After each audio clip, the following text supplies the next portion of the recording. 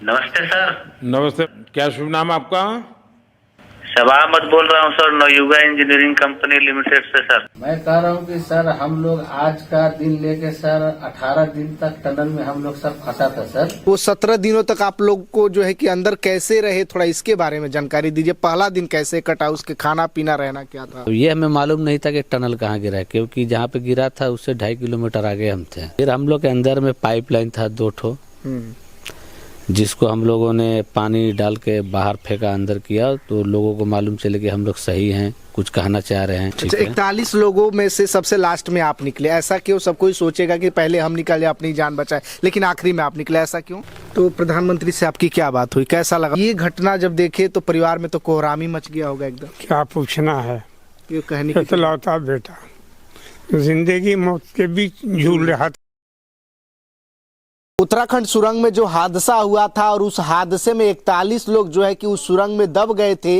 उन लोगों का कोई आशा नहीं था कि भगवान जाने वो निकल पाएंगे कि नहीं, लेकिन काफी मशक्कत करने के बाद, अत्याधुनिक मशीनें लगाने के बाद, पूरे 17 दिनों की मेहनत के बाद वो 41 जो काम करने वाले लोग थे उनको तो सकुशल बाहर निकाल लिया गया। लेकिन निकलने के बाद प्रशासन के तरफ से, सरकार के तरफ से उन लोगों को क्या सुविधा मिली, ये भी जानना बेहद जरूरी है। हालांकि आपको बता दें कि उत्तराखंड सरकार की तरफ से कुछ राशि इनको दी गई, लेकिन ये बिहार के जितने भी लोग काम करने वाले थे, जिसमें से 5 लोग थे, 41 लोगों में से 5 लोग बिहार के थे, उन 5 लोगों को क्या सुविधा बिहार सरकार की तरफ से दी गई, ये भी जानने वाली बात है। लेकिन 17 दिनों का जब मेहनत था, कैसे वो 17 दिन ये लोग काटे, और 17 दिनों में जब 41 लोगों का रेस्क्यू किया जा रहा था, तो 40 लोगों को निकालने के बाद जो सबा अहमद जी हैं, ये जो है कि 41वें नंबर पे, यानी सबसे लास्ट में जब इनको निकाला गया, तो सोचिए परिवार के ऊपर क्या गुजरी होगी। सब कोई चाहता होगा कि हमारा बेटा, हमारा भाई सबसे पहले निकल जाए,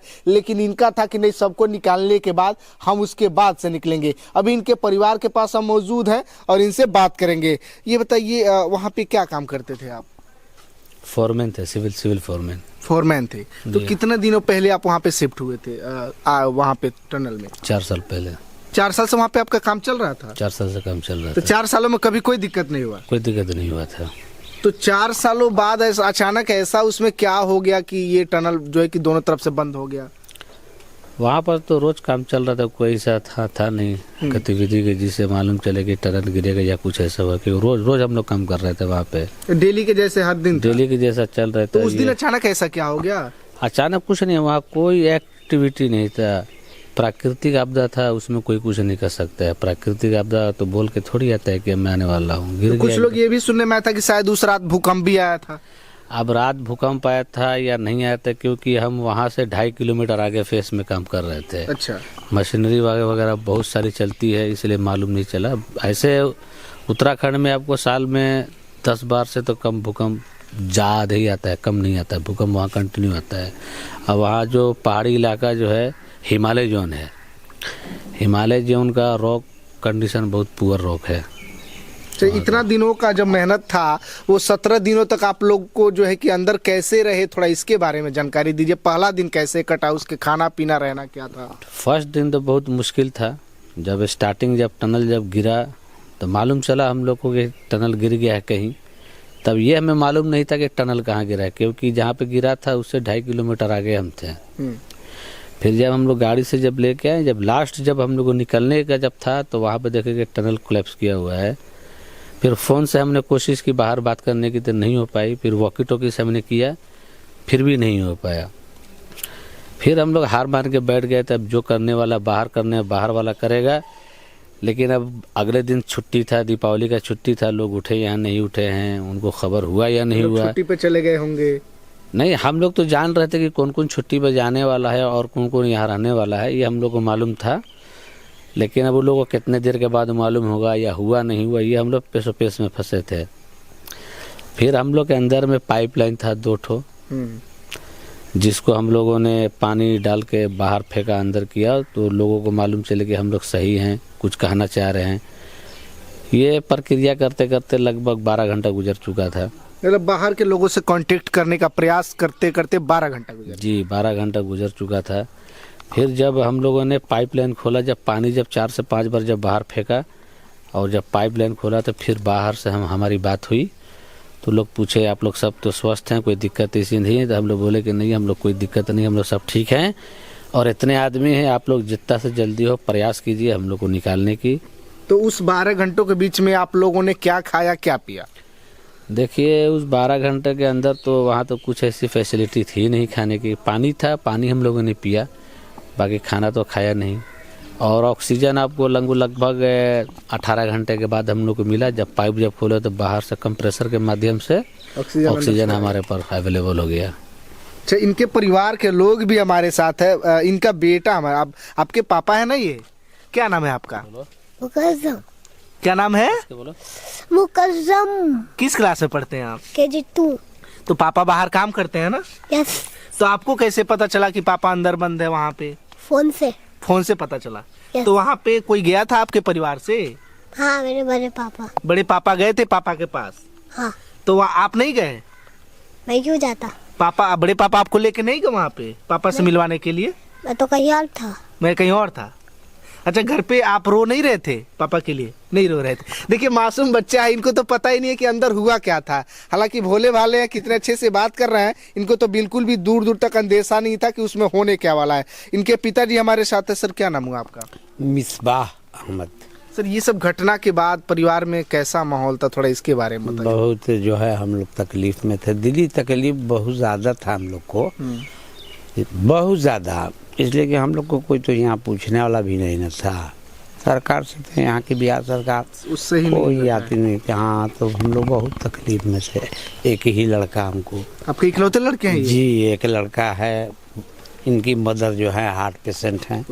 हम तो खैर शुगर का है तो कोई बात नहीं चलता। तो घर में सब जिम्मेदारियां इन्हीं के ऊपर है? जी जी जी, जो कुछ है इन्हीं के ऊपर सब है। 3 बच्चे हैं, ये बड़ा बच्चा है, एक बच्ची है, एक और छोटा बच्चा है। मतलब बच्चे भी बहुत छोटे छोटे हैं? हाँ, छोटे छोटे हैं ही है। अभी बड़ा सबसे है, इसके बाद 2 हैं तो छोटे ही है। बड़ी हालत खराब थी, दिली तकलीफ थी, आप तो जान ही रहे। तो आपको क्या उम्मीद था कि उस टनल के बाद कोई? उम्मीद तो अल्लाह के ऊपर था, भरोसा था, इसलिए कि पूरे भारत में हर जगह प्रार्थना दुआ हो रहा था। तो ऊपर वाला का आस कैसे छोड़ते हैं? हम तो ये तो कभी नहीं सोचते कि मेरा बेटा हमको ना मिलेगा। हम तो ये कहते थे कि मेरा बेटा मिलेगा, जरूर मिलेगा। उम्मीद विश्वास। नई जिंदगी लेके बाहर निकला तो क्या कहना है। तो आप वहाँ पे गए थे कि आपके परिवार से कोई गया? ना, मेरा भतीजा है। आपके भतीजे? हाँ, इसी कंपनी में काम करता है, हमारे दूसरे साइड पर काम करता है वो। तो उनको पता चला तुरंत वहाँ? हाँ, वो जा रहा था अपने ड्यूटी, तो उसको रास्ते में मालूम होगा तो उत्तराखंड के लिए निकल गया वो।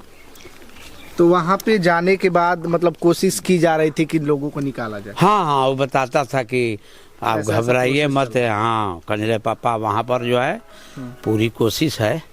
देर आए दुरुस्त आए, देर होगा मगर कामयाबी मिलेगी। अच्छा सर, ये बताइए आप लोगों को कैसे पता चला कि अंदर बाहर विदेशों से मशीनें बुलाई जा रही है, मंगाई जा रही है, आप लोगों को निकाल पता चल पा रहा था? स्टार्टिंग में तो हम लोग पाइप से बात कर रहे थे। 1 वीक करीब पाइप से बात हो रही थी। जो ऑक्सीजन पाइप था उसी के माध्यम से बात हो रही थी। तो हम लोग को मालूम चल रहा था कि ये मशीन आ रही है, काम में लगी हुई है। और हम लोग 65 मीटर अंदर थे, जहाँ टनल कोलैप्स किया था वहाँ 65 मीटर अंदर थे। तो वाइब्रेशन वगैरह ये सब आवाज़ मस्त सुनाई दे रहा था। अच्छा, 41 लोगों में से कोई ऐसा व्यक्ति जो काफ़ी डर गया हो, जिसको समझाना पड़ गया हो, किसी को ज़्यादा टेंशन आ गया हो? देखिए 1-2 दिन आदमी डरा था, क्योंकि कोई भी आदमी डरेगा, मौत जब सामने रहेगा तो सब कोई डरेगा। लेकिन सब लोग में साहस थी, हिम्मत थी, और हम लोग सबको समझाएं कि जो हो गया सो हो गया है, अब उसको तो कुछ किया नहीं जा सकता है, लेकिन टाइम लगेगा। ऐसा नहीं है, टाइम नहीं निकलना है, क्योंकि जो इस लाइन में है उसको मालूम रहता है कि आप निकलोगे लेकिन टाइम लगेगा। टाइम का कोई गिनती नहीं कब निकलोगे। और हम लोग सब कुछ सकुशल बाहर आए। एम्स का भी रिपोर्ट आया था, आप लोग को भी मालूम चला कि जितने भी आदमी 41 मेंबर थे सब स्वस्थ थे। और आज भी एम्स से हमारे पास कॉल आया था, उत्तराखंड एम्स से कॉल आया था कि आप लोग स्वस्थ है ना, कुछ ऐसी प्रॉब्लम नहीं है ना। हम लोग नहीं, सब हम लोग ठीक है। 41 लोगों में से सबसे लास्ट में आप निकले, ऐसा क्यों? सब कोई सोचेगा कि पहले हम निकले अपनी जान बचाए, लेकिन आखिरी में आप निकले, ऐसा क्यों? नहीं, ऐसा ही बात नहीं है। जितने भी आदमी थे उन लोगों को तो निकालना ही निकालना था, उसमें सीनियर हम थे। अच्छा, तो हमारा फर्ज बनता था कि जो हमारे जो जूनियर है उनको पहले अच्छे से निकाले, और सबको अंदर बाहर निकालने के बाद ही फिर हम अंदर आए। तो आने के बाद ये भी सुनने में आया कि प्रधानमंत्री जी आप लोगों से बात किए, तो आपसे बात हुआ था मोदी जी से? देखिए, माननीय प्रधानमंत्री जी से बात करने से पहले तो हमारी उत्तराखंड के मुख्यमंत्री धामी साहब और केंद्रीय मंत्री केवी साहब से भी हमारी बराबर बात होती रहती। एक दो बात होने से बहुत बार बात हुई। और जैसे मैं टनल से बाहर निकला पाइप से, तो उन्होंने गले लगा लिया, बाकी गमछा वगैरह फूल उल दिए और गले लगाए, बहुत स्वागत किया। और हमारी कंपनी के भी लोग सारे थे अधिकारी। उसके बाद जब हम लोग हॉस्पिटल जब गए, नाइट में जब गए चेकअप के लिए, फिर वहाँ प्रधानमंत्री जी से हमारी बातें हुई। तो प्रधानमंत्री से आपकी क्या बात हुई? कैसा लगा उस समय कि देश के बड़े प्रधानमंत्री आपसे बात कर रहे हैं? देखिए, प्रधानमंत्री जी से तो बात बहुत खुशी हुई कि ये हमारे देश का प्रधानमंत्री हमसे बात कर रहे हैं। समझे तो एक मजदूर से बात कर रहे हैं। और देखिए, प्रधानमंत्री जी से तो खुशी हुई, लेकिन दुख इस बात का था कि हम लोग जब 41 मेंबर जब फंसे थे अंदर में, तो उस दरमियान हर स्टेट से अधिकारी लोग आ रहे थे, अपने अपने स्टेट के आदमी का हाल चाल लेने के लिए आ रहे थे। और ऐसा नहीं कि हाल चाल लेके चले गए, वो लोग भी वहीं थे, लेकिन हमारे बिहार से कोई नहीं आया था, कोई नहीं मिला। बिहार से कोई जिम्मेदारी नहीं लिया कोई, मतलब हम तो जहाँ फंसे थे वो तो बात अलग है। हमारे घर पे भी कोई हमारे माँ बाप बाल बच्चे का कोई हालचाल लेने के लिए कोई भी नहीं आया। और अभी तक कोई हमारा विधानसभा का विधायक भी अभी तक नहीं आया, ब्लॉक से भी कोई अभी तक नहीं आया है। अच्छा, वहाँ से क्या आपको राहत सामग्री या फिर कुछ पैसों की मदद कैसे क्या वहाँ पे मिली? नेक्स्ट दिन जब हम लोग 28 तारीख को टनल से बाहर निकले, तो 29 तारीख को धामी साहब हॉस्पिटल में फिर हम लोग से मिलने के लिए आए, हालचाल लेने के लिए आए। एक स्वीट का पैकेट दिए सबको, जितने हम लोग टनल में फंसे थे, और सबको 1 लाख का चेक दिए। और हमारी कंपनी 2 लाख का चेक, 2 महीना का बोनस, 1 मंथ का पेमेंट पे किया। सब कुछ दिया आप लोग, लेकिन बिहार सरकार आश्वासन के अलावा और कुछ नहीं। घर पे ला करके छोड़ दिया, उसके बाद से घर पे ला के भी छोड़ा, ऐसे नहीं छोड़ा, उसके लिए भी केंद्र से हो सकता है नहीं। आपको एम्स में बहुत ड्रामा हुआ, बहुत हल्ला हंगामा हुआ, उसके बाद लेके लोग आए। ये लोग बस से लाने के चक्कर में था, लेकिन ऋषिकेश से आप बताइए, आप 17-18 दिन टनल में फंसे हैं, आपकी हालात ऐसे है, और आपको कोई बोलेगा बस से लेके आने के लिए, तो यह है पॉसिबल? कहीं से पॉसिबल नहीं है। सोचिए उस समय परिवार के ऊपर क्या गुजर रही होगी। उनके बड़े पिताजी हमारे साथ हैं। अंकल जी थोड़ा इधर आइए आप। उम्र तो आपका काफी ज्यादा हो गया हो, कितना उम्र हो गया होगा आपका? 80+। 80 साल से ऊपर है आप। तो ये घटना जब देखे तो परिवार में तो कोहरामी मच गया होगा एकदम। क्या पूछना है, ये कहने की इकलौता बेटा जिंदगी मौत के बीच झूल रहा था। ये बस ऊपर वाला मालिक था, और सारे भारतवर्ष की दुआएं थी, कर रहे थे, लोग प्रे कर रहे थे। और उसी की देन है कि भली भांति आपके सामने खड़ा है। अच्छा, इनके अलावा कोई कमाने वाला घर में और कुछ नहीं, इकलौता लड़का, घर की सब जिम्मेदारियां इनकी? सारी जिम्मेदारी। अब पिछले 4 सालों से वहाँ पे थे? वहाँ पर थे। आप गजा पे 14 थे? साल से उस कंपनी में 14 साल से जी। तो आप के परिवार से कौन गए थे? भतीजा गया था। आपके भतीजे गए? भतीजा गया, वो भी पल पल की रिपोर्ट आपको दे? एकदम पल पल की रिपोर्ट। दिन भर में 3 बार 4 बार, यहाँ तक 12:30 1 बजे रात में भी हम फोन करते थे। ये क्या स्थिति है? क्या स्थिति है बेटा बताओ। एक दिन ऐसा हुआ कि 4 घंटा में बाहर आ जाएंगे लोग, 4 घंटे जो सुनने को मिलता था वो सुनने को मिला था। हाँ, 4 घंटे में। तो हम कहा कि 4 घंटा बोल रहे हैं लोग, हो सकता है 6 घंटे में बाहर आ जाए बच्चा। आस लगाए लगे? आस लगा। फिर टाइम बढ़ जाए, ये प्रॉब्लम वो प्रॉब्लम। बृहस्पति का दिन था, 23 तारीख को हुआ कि बहुत जल्द आ जाएंगे। अब सो गए रात में 12:30 बजे फ़ोन करके। 24 को जब फ़ोन कर रहे हैं तो मालूम है कौन वो अमेरिकन मशीन, अरगर मशीन जो है फंस गई सरिया में। क्या क्या प्रॉब्लम हुआ, उसके चक्कर में 2 दिन काम बंद रहा, लेट होता गया। खैर कोई बात नहीं, जो भी हुआ अच्छा ही हुआ। जो हो तो भगवान सरकार ने बहुत मुस्तैदी दिखाई। उत्तराखंड सरकार ने बहुत मुस्तैदी दिखाई। उसके जस्ट रिवर्स हमारी बिहार की सरकार। बिहार की सरकार हाल चाल भी पूछ रहे हैं? कुछ नहीं, कोई मतलब नहीं, कोई डेलीगेशन नहीं गया। हर स्टेट का डेलीगेशन गया वहाँ, लोगों ने अपने स्टेट के लोगों से बात किया, पूछा।